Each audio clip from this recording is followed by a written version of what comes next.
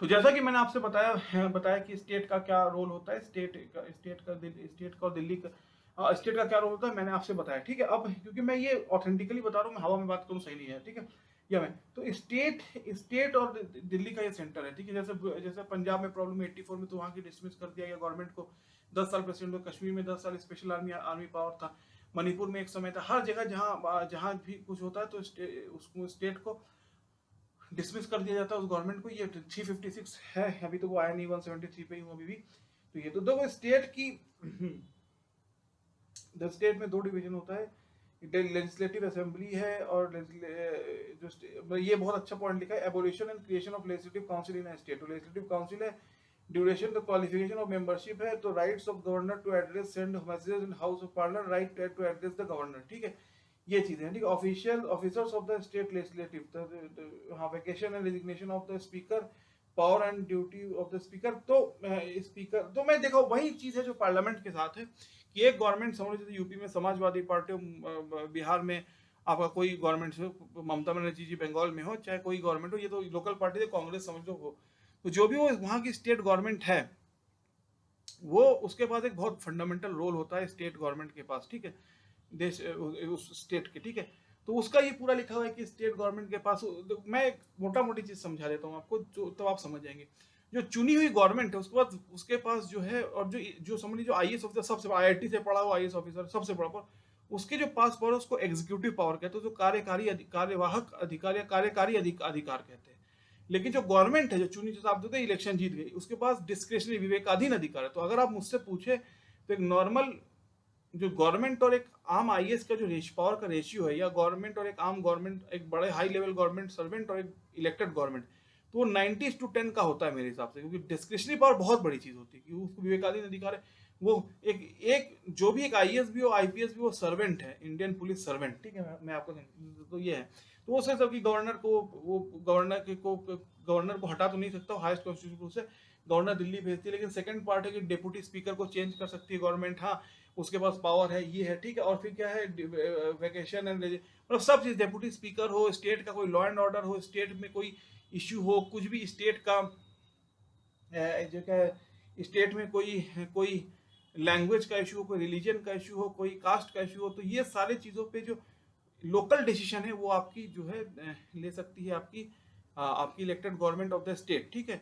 अब वो डिसीजन जो लेती है वो कॉन्स्टिट्यूशन के खिलाफ है, कॉन्स्टिट्यूशन के विधि नहीं, वो कोर्ट चेक करेगी आपकी, वहाँ की हाई कोर्ट से भी असहमत है तो सुप्रीम कोर्ट जा सकते, तो सुप्रीम कोर्ट के ऊपर आती है आपकी elected government of the new Delhi new Delhi level, ठीक है, जिसको आप यूनियन गवर्नमेंट कहते हैं। ये पूरी तरह से है कानून, और ये मैं आपको बताना चाहता हूँ। तो ये बिगिनिंग पॉइंट है। तो अब ये हो गया, तो देखिए ये सब पॉइंट्स है कि सेक्रेटरीट का लेजिस्लेचर, सैलरी एंड अलाउंसेस। लेकिन मैं फंडामेंटल बता रहा हूँ कि एक स्टेट का जो पूरी फंक्शनरी है, उसकी इलेक्टेड गवर्नमेंट, स्टेट पुलिस, जैसे यूपी पुलिस है फॉर एग्जांपल, उसका सब कुछ जो है, जो पुलिस है, इनकम टैक्सेशन है, शराब पे कितना टैक्स होगा, दूध पे कितना टैक्स होगा, दही और कुछ भी चीज आप बोल दो, पेन पे कितना टैक्स लगेगा, ये सब चीजें वहाँ की स्टेट गवर्नमेंट है। तो local land plus administrative issue है वो स्टेट गवर्नमेंट ही डिसाइड करती है, अंटिल की 356 अभी आया नहीं, उससे गवर्नमेंट, स्टेट गवर्नमेंट को वो कर दे, हटा दे, या तो इमरजेंसी जैसा कुछ डिक्लेयर कर दे। ये मैं आपसे कह रहा हूँ, ठीक है, जैसे इंदिरा गांधी ने किया, ठीक है। चलिए, हो गया।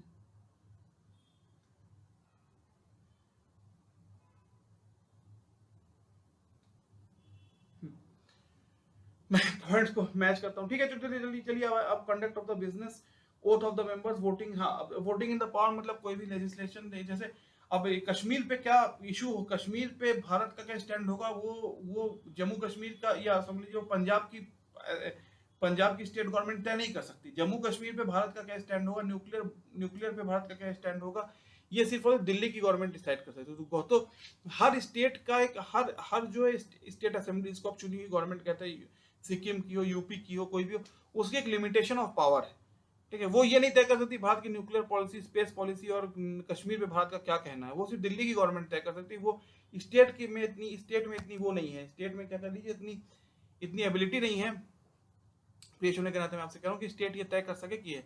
तो हर पावर डिफाइंड है, local land and administration issues in the state, उसके ऊपर। लेकिन अगर दोनों को कंपेयर करें, दिल्ली की गवर्नमेंट को स्टेट की गवर्नमेंट, दिल्ली की गवर्नमेंट स्टेट गवर्नमेंट को ओवररूल कर हुआ है, इमरजेंसी के वक्त हुआ 1951 में, कम्युनिस्ट गवर्नमेंट को नेहरू जी ने डिसमिस कर दिया था, और उसके बाद जो है 1956 में, ठीक है, और 1956 में डिसमिस कर, 1984 में वहाँ की गवर्नमेंट को इंदिरा गांधी ने डिसमिस कर दिया था। कश्मीर में स्पेशल पावर लगा है, तो हर जगह ऐसा होता है। तो सेंट्रल गवर्नमेंट के साथ extreme power as compared to any state government की। अभी भी मोदी जी चाहे तो किसी को डिसमिस कर सकते हैं, लेकिन वो एक शालीनता के विपरीत है फेडरल एक्सचेंज, लेकिन गवर्नमेंट के पास ये पावर है। मैं एग्जांपल दे रहा हूँ, ठीक है। चलिए, तो इसी को वोटिंग एंड वोटिंग आउट कहते हैं। तो मैं वही कह रहा था, जो लॉ बनता है स्टेट, जो लॉ लखनऊ तय कर सकती है वो अपने स्टेट के विदिन, वो ऐसा लॉ नहीं तय कर सकती जो कि जिसमें कि अपने स्टेट के लिमिटेशन को क्रॉस कर जाए, ठीक है। ये मैं कहना चाहता हूँ, ये मैं कहने की कोशिश कर रहा हूँ आपसे कि लखनऊ जो है, लखनऊ की असेंबली वही लॉ तय कर सकती है जो लखनऊ की असेंबली उसके बाहर लॉ नहीं तय कर सकती। ये मैं आपसे कहने की चेष्टा कर रहा हूँ, कहने का कोशिश कर रहा हूँ, ठीक है। ये बात बताता हूँ। और चलिए, आज मैंने कसम खाई है तो मैं करके तो छोड़ूंगा चाहे कुछ हो, ठीक है। ये कॉन्स्टिट्यूशन ऑफ इंडिया, ठीक है। चलिए, ये हो जाता है। और चलिए, ये मैं हाँ ठीक है, चलो ठीक है। अब हाँ, फाइनेंशियल मैटर में भी वही होता है, जैसे दिल्ली की गवर्नमेंट, जब ये सेंट्रल गवर्नमेंट, यूनियन गवर्नमेंट कुछ फाइनेंशियल डिसीजन लेती है देश के लिए, बड़े बड़े, उसने जब प्राइवेट सेक्टर नहीं था, जो जैसे कोल इंडिया है, एनटीपीसी है, और सब सेल है, और सारे बड़े बड़े जो नेहरू जी के समय जो बड़े बड़े और बड़े बड़े जो वो थे आपके, जो बड़े बड़े प्रोजेक्ट थे, वो गवर्नमेंट ही करती थी, तो गवर्नमेंट का ही फाइनेंशियल इम्पैक्ट था।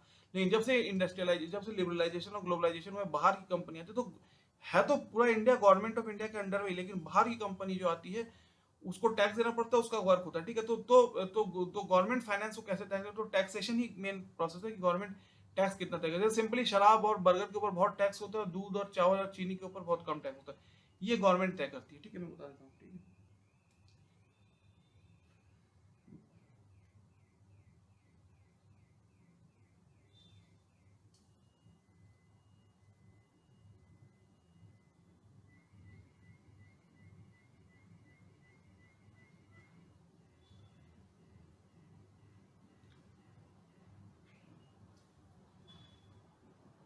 ठीक है, उसमें इसमें ऐड कर दिया गया एनुअल फाइनेंशियल स्टेटमेंट है। प्रोसीजर फॉर लेजिस्लेटर इस वर्ड का मतलब, लेजिस्लेशन का मतलब होता है जो भी आपका इलेक्शन के थ्रू होता है, जो भी आपका नंबर्स के थ्रू होता है। मैंने कहा ना, एक दो शब्द है, एक है डिस्क्रिशनरी पावर, एक है एग्जीक्यूटिव पावर।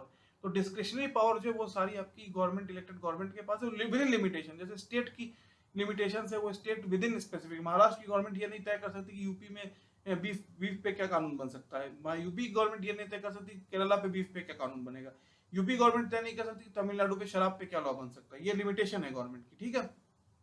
या तमिलनाडु गवर्नमेंट ये नहीं तय कर सकती कि हरियाणा में या क्या नाम है राजस्थान में क्या गवर्नमेंट बनेगा, क्योंकि वो उनका जो वो स्टेट का जो गवर्नमेंट का जो वो है रोल है, वो है ये स्टेट गवर्नमेंट का रोल ये है कि वो अपने अपने जो लोकल इश्यूज उस लोकल और लैंड या जो कॉन्स्टिट्यूशन में डिफाइंड जो उसका पावर है उस पर वो काम करेगी, उससे ज्यादा उसमें नहीं जाएगी, ठीक है। तो तो ये मैं बहुत ही बड़ी बात कह रहा हूँ। अब चलिए थोड़ा प्रैक्टिकल एग्जांपल दे, थ्योरेटिकल हो गया। तो स्टेट और सेंटर के बीच में जब बहुत टसल हुआ, मैं आपको बताता हूँ।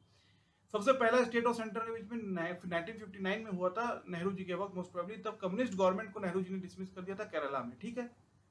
दूसरा सबसे बड़ा स्टेट और सेंटर में टसल हुआ है जब आपका ये हुआ था, हाँ, कई बार हुआ स्टेट और सेंटर में। इमरजेंसी को देख लें, इमरजेंसी में तो सारी स्टेट गवर्नमेंट को डिसमिस कर दिया गया, पीएम इंदिरा गांधी के ऑफिस से देश चलता था, ठीक है। अब फिर तो बहुत स्टेट को बहुत बार स्टेट गवर्नमेंट। और दूसरी बात ये भी है, समझ लीजिए अगर इलेक्शन होता है और क्लियर, समझ लीजिए पांच मेन कैंडिडेट है और किसी को क्लियर मेजोरिटी ना मिले और हंग असेंबली हो, देखो त्रिशंकु संसद का, तब भी गवर्नमेंट, दिल्ली गवर्नमेंट ओवरटेक कर सकती है आपकी जो किसी एक कोई अगर चीफ मिनिस्टर ना बन पाया हो तो दिल्ली गवर्नमेंट ओवरटेक कर देगी पूरी उस चीज को, ठीक है। उस गवर्नमेंट को, दिल्ली गवर्नमेंट उसको ओवरटेक कर जाएगी, ठीक है। मैं प्रियेश होने के नाते ये बताने की कोशिश आपसे कर रहा हूँ। तो ये है, तो इसका एग्जाम्पल क्या था, इसका एग्जाम्पल है ऑपरेशन ब्लू स्टार के पहले पंजाब में जब हुआ, इमरजेंसी का अलग केस है, ब्लू स्टार के पहले पंजाब में हुआ, उसमें पंजाब में प्रेसिडेंट रूल लग गया, दो बार हुआ, तीन पाकिस्तान से हुआ, दो बार 47 छोड़ दो, 65-71 पूरे देश में इमरजेंसी थी। चाइना से भी जब वॉर हुआ तो बहुत बड़े हिस्से में इमरजेंसी थी। इसमें जब भी देश में एक्सटर्नल अटैक होता है आर्मी के थ्रू, देश में बाय डिफॉल्ट इमरजेंसी लग जाती है। वो कोई लगाई हुई में वो बाई बाई लॉ है, ठीक है, जो एक्सटर्नल अटैक होने पे, ठीक है। उसके बाद उसके बाद मणिपुर में भी इस आर्मी स्पेशल पावर एक्ट था, बहुत जगह हुआ। तो इसीलिए जब कोई ये होता तो दिल्ली तो ये तो जब भी ये पूरी कहानी है, प्रियेश होने के नाते मैंने आपको बताया। सेकेंडली मोटा मोटी है कि मोटा मोटी है कि जो चुनी हुई सरकार है उसका उसके पास ऊपर वाले से क्या अल्लाह खुदा भगवान जो भी कहते उससे भी बड़ी ज्यादा पावर है, ठीक है।